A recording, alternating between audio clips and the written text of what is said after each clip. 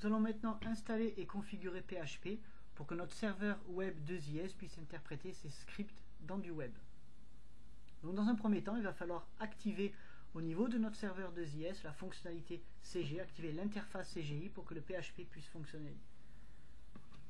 Rendons-nous dans le gestionnaire de serveurs, puis sélectionnons le rôle serveur web 2IS que nous avons installé au préalable.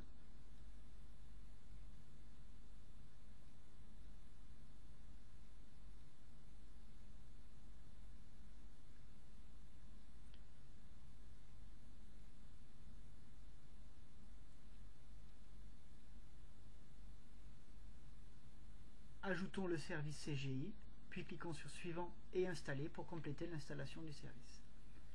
Une fois ce service installé, il va falloir maintenant installer PHP que nous aurons au préalable téléchargé depuis l'Internet. Donc ici, nous allons travailler avec la version 5.2.12. Double-cliquons sur l'installeur téléchargé. Laissons la plupart des informations par défaut telles quelles. Acceptons dans un premier temps le contrat de licence.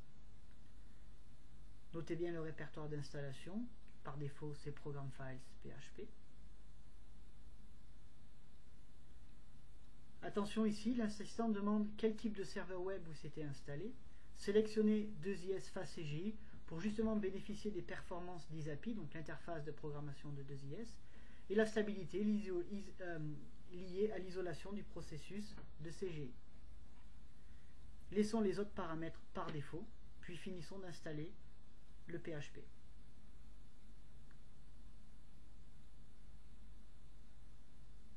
Donc l'étape suivante sera de configurer PHP, puisqu'un certain nombre de paramètres devront être mis en place au niveau de serveur Windows 2008 pour fonctionner correctement. Pour cela, rendez-vous dans un premier temps dans le répertoire d'installation de PHP que nous avons défini lors de l'installation, donc c'est Program Files PHP.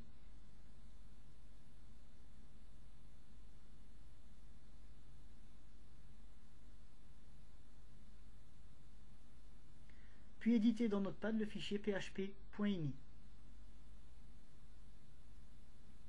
Trois paramètres vont devoir être décommentés à ce niveau-là. Utilisez CTRL F pour rechercher des chaînes de caractères dans Notepad. Donc dans un premier temps, nous allons travailler avec le paramètre impersonate, donc d'impersonnification. Décommentons cette ligne en supprimant le point-virgule de début de ligne.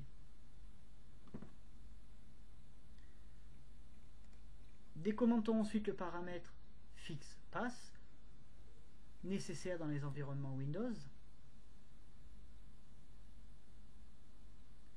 Puis enfin, décommentons le paramètre force redirect, utilisé pour la redirection qu'il est nécessaire de désactiver dans un environnement 2IS. Sauvegardons ensuite le fichier CTRL S. Puis nous allons vérifier maintenant que PHP fonctionne correctement. Ouvrons donc une invite de commande, donc la touche Windows R, CMD, puis Entrée, ou directement dans le menu Démarrer, invite de commande. Naviguons jusqu'au répertoire d'installation, donc avec la touche CD pour naviguer dans les différents dossiers. Puis exécutons la commande php-info pour afficher toutes les variables d'environnement de PHP. Donc si tout s'affiche sans erreur, l'installation est opérationnelle. Testons enfin tout ça en créant une page PHP simple que nous allons stocker par défaut dans le répertoire virtuel du serveur 2IS du port 80. Donc par défaut, ce répertoire virtuel se trouve sur le disque dur C, inetpub, www.root. Donc naviguons jusqu'à ce dossier. Créons un nouveau fichier de type texte.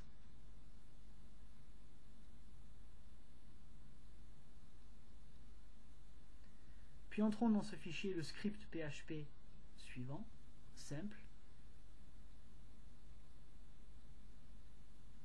Sauvegardons le fichier, puis changeons l'extension .txt en .php.